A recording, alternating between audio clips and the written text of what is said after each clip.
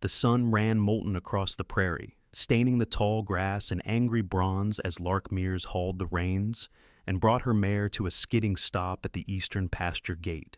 Dust rose in a slow cloud, settling on her boots and the hem of her skirt.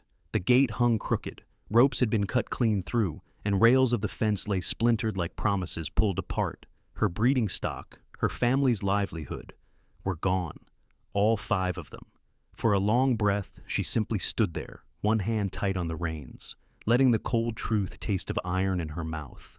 Lose these horses, and the bank would swallow the ranch before the first hard freeze. Letters had already come.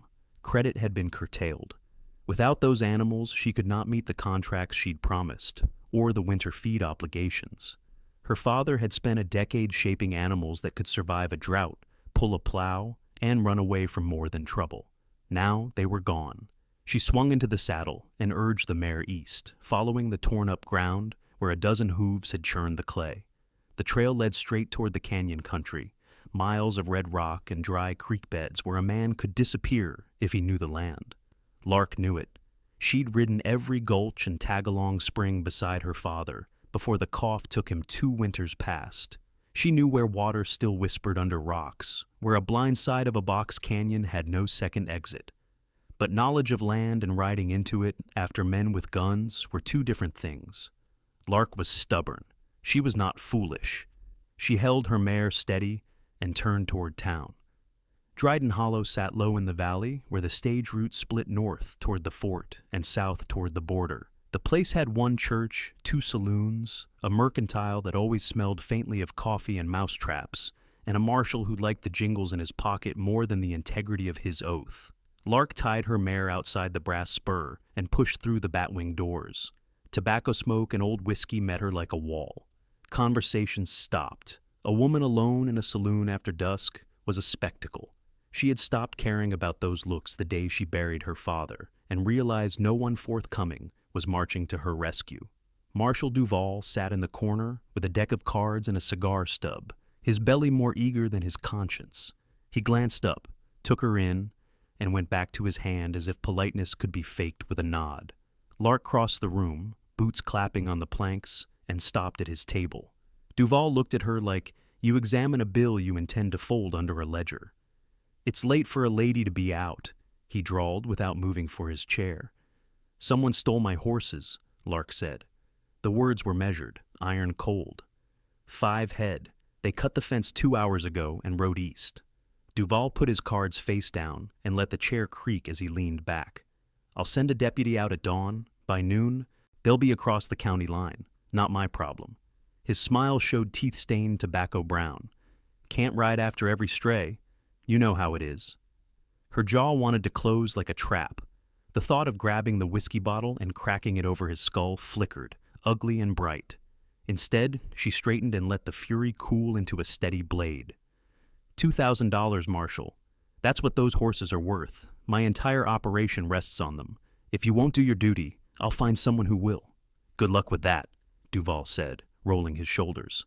"We'll see what the morning brings, Miss Mears." Lark took 3 steps for the door, then froze when a voice sliced across the room. "Miss."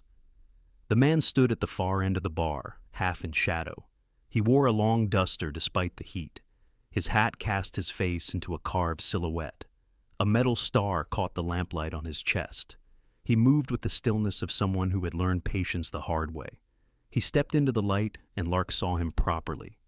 Late 30s, sun-whitened hair at the temples, a beard kept short, eyes like river slate, hard, old knowledge holding there.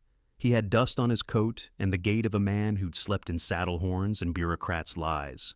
"You said someone took your horses," he said. His voice was low and rough.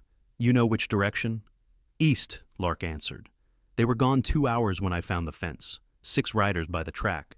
He nodded slowly, weighing the numbers and what they suggested. He set his glass down and crossed to her, boots steady as pulleys. He carried a Winchester across his saddle and Colts at his hips. Something about the way he wore the badge told Lark the star meant something other than a costume. "Name's Elias Crowe," he said. "I'm a Texas Ranger, stationed out of El Paso. I've been tracking a crew that's worked this stretch for months. They hit 2 ranches out west last week, Took animals, burned a hand who tried to stop them. Sounds like the same outfit. Lark studied him. The badge was real. Her life had taught her real badges often let you down anyway. But this ranger's face held a small, lethal honesty. If you've been tracking them for months, why haven't you caught them? Elias smiled, a small twist. Good question. They're clever. Hit fast, scatter, and vanish. We catch fragments. A camp here, a scuffle there. 6 riding together says they're bold, maybe too bold. We can try to chase them, but I don't run well with company. I'm coming, Lark said. Silence opened around them like a trap door.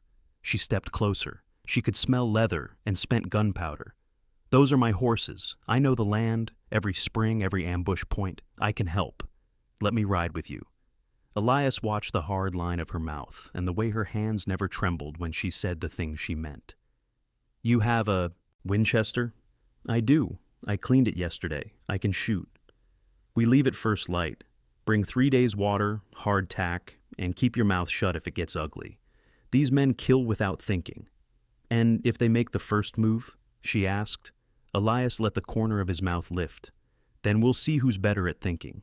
He paused. Get some sleep. It'll be a long ride. The town offered its usual slights and whispers as she left. Lark didn't care. She had what mattered. A man with a badge who seemed to mean it and a path forward. The night air felt like challenge and balm at once.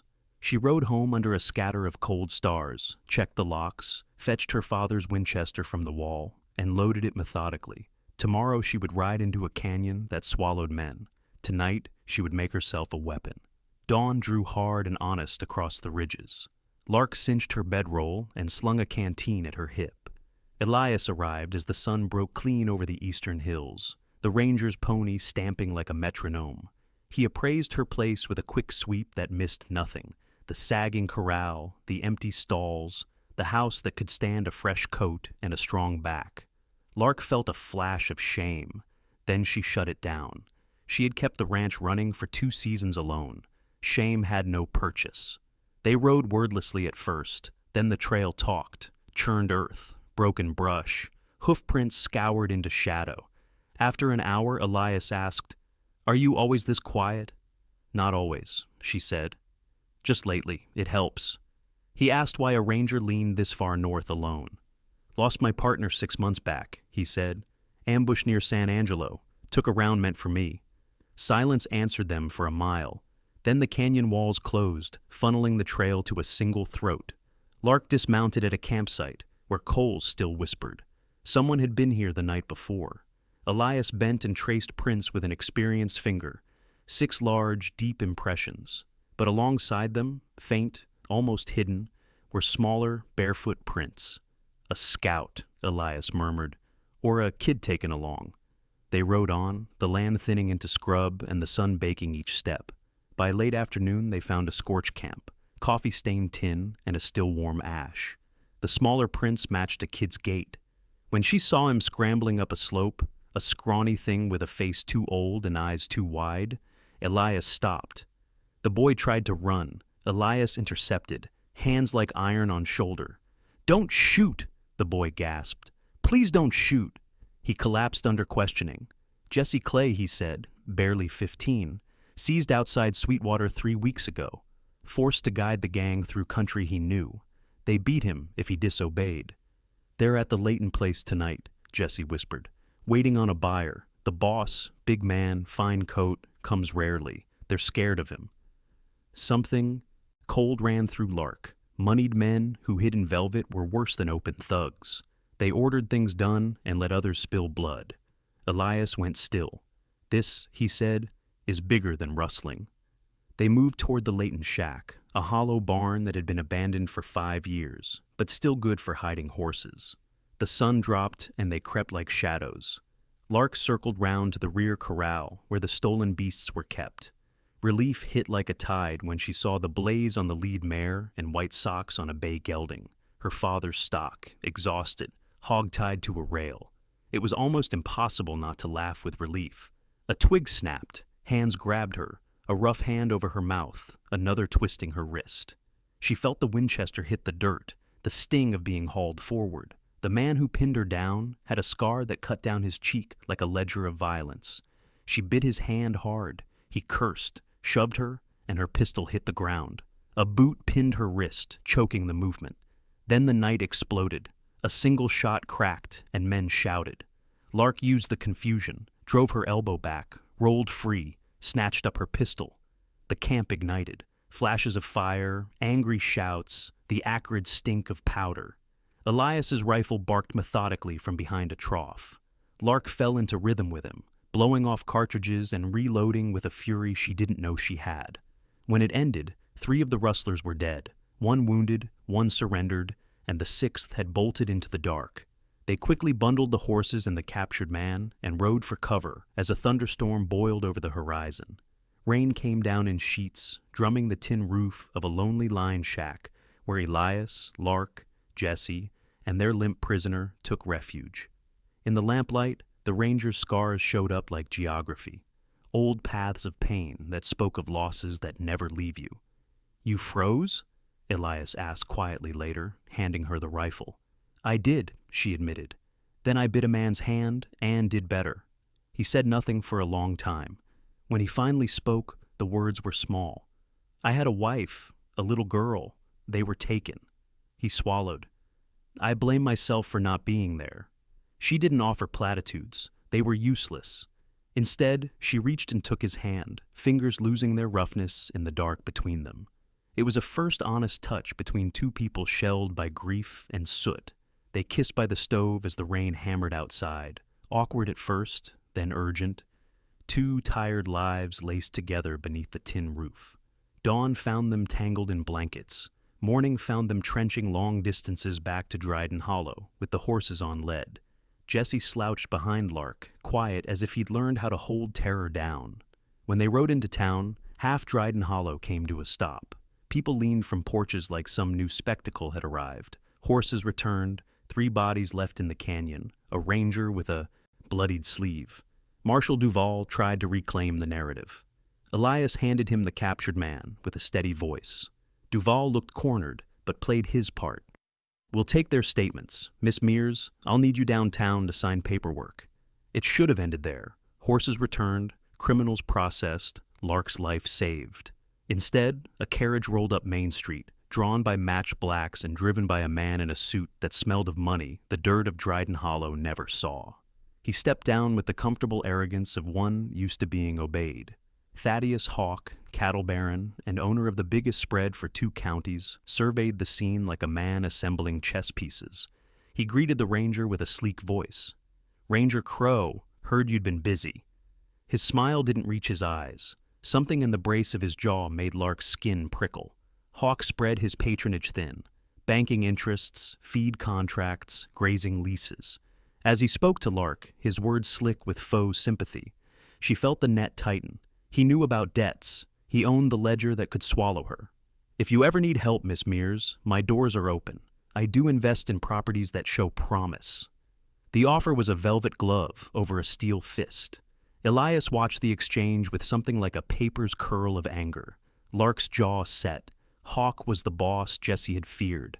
The same velvet coat. The one who wielded power that bought sheriffs and judges like trinkets. Evidence would be hard to conjure. Hawk had friends in the right places, and many of those friends liked the hush of money better than the fuss of truth. Then, 3 days later, the velvet glove became a trap.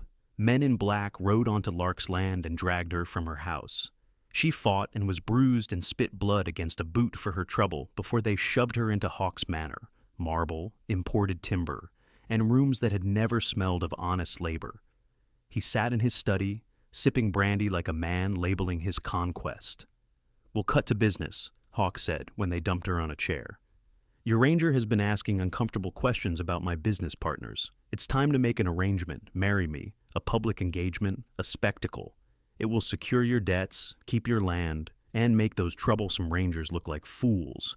If you refuse..."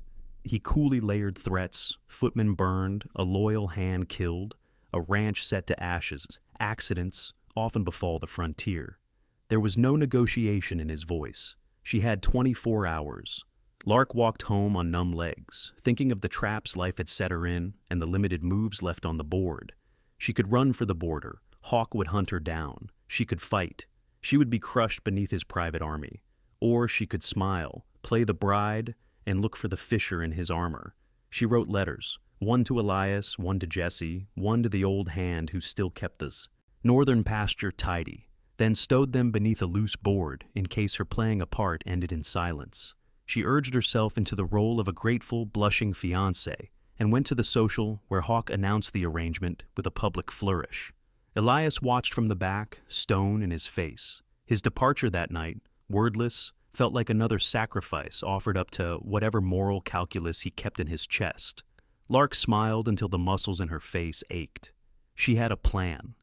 Hawk's arrogance was his weakness. He surrounded himself with men who feared him and servants who resented their servitude. Lark used both.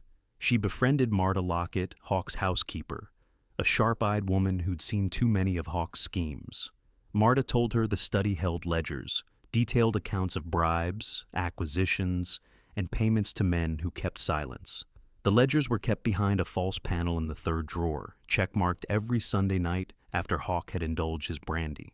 On a stormy Sunday, with the manor's guard distracted by a staged fight at the stables, Marta unlocked the study door. Lark slipped inside and found the third drawer. The ledgers were there, thick with Hawk's neat hand, payments to Duval and other officials, notations about rustled stock, and dispositions that read like business entries. 2 entries had shorthand initials and the words disposed next to them. Lark's stomach wanted to turn. Now she had the ledger proof she needed. Hawk found her there, pistol in hand and a smile like a calm sea. "You're clever," he said. "But clever doesn't help when you're about to make a sacrificial mistake." He raised the gun and the room turned tight around her. She hurled the ledgers at him and dove as he fired. The bullet punched the wood where she'd stood. A brandy decanter shattered. She snatched a piece of glass for a weapon, and the study door crashed open. Elias stood framed in the doorway, rifle leveled. Behind him came Marta with a shotgun, Jesse with a rope, and, shocking Lark most of all, the county judge and other men who'd been bought by Hawk now brought to bear by a governor's warrant Elias had quietly pushed for. Hawk's men, caught between ledger evidence and the law, had crumbled. Arrests were swift. Hawk's face, for the first time, showed honest fear as he realized his ledger had become his noose. When the dust settled, Elias walked up to Lark with a look that made her heart turn over. "You could have died," he said. "You could have left it," she replied, meeting his eyes. He reached for her, fingers rough and sure, and he said the thing that had been buried under dust and rifle smoke for too long. "I meant it. I love you." The words came raw. He had left earlier because he feared attachment, because grief had a long reach. He had come back because living without her hurt more than a bullet. Lark let herself answer. They were married 3 days later on a windswept hill with those who mattered looking on. Marta, Jesse, the old ranch hand, a few honest neighbors. No showy chandeliers, no arranged trophies. Only wind, sky, a clumsy minister, and promises that meant something grounded in shared danger and labor. The months that followed were hard turned into harvest. Lark and Elias rebuilt fences, lobbied to unseat corrupt officers, and pushed the ledgers into the hands of judges who would not be bought. Hawk's empire hemorrhaged when the bank, under new oversight, called loans and unmasked the chain of payoffs. Marshal Duval was marched out in disgrace. The ranch flourished. The bloodline horses produced a proud colt crop, and the bank, now chaperoned into honesty, restructured Lark's loan on fairer terms. Jesse found steadiness in the barn and a place in the life he had been forced into. Marta became Lark's trusted housekeeper and friend. Elias took an official position that kept him closer to Dryden Hollow. He doubled as sheriff when sessions demanded it. And they had a daughter in the following summer, a fierce little thing with dark hair and her mother's stubborn jaw. They named her Mercy for the odd mercies the frontier sometimes granted. Years thickened gently. The Langley, no, the Mears place, expanded. Pastures went greener. The sound of honest commerce threaded through Dryden Hollow's main street. A schoolhouse went up, where children learned more than reading. They learned to stand up to power. Lark and Elias raised their children with stubborn affection and the private jokes of people who had risked everything for one another. Sometimes, on evenings when the day's work settled like dust and you could see the whole world burn gold at sunset, They'd sit on the porch and remember the beginning. They'd laugh at the way Elias's hands wandered, an old warning he'd once made half-jokingly, and she'd promised to keep him honest. They would watch the horizon and talk about the men who thought themselves untouchable, and how a ledger and a stubborn woman had brought them low.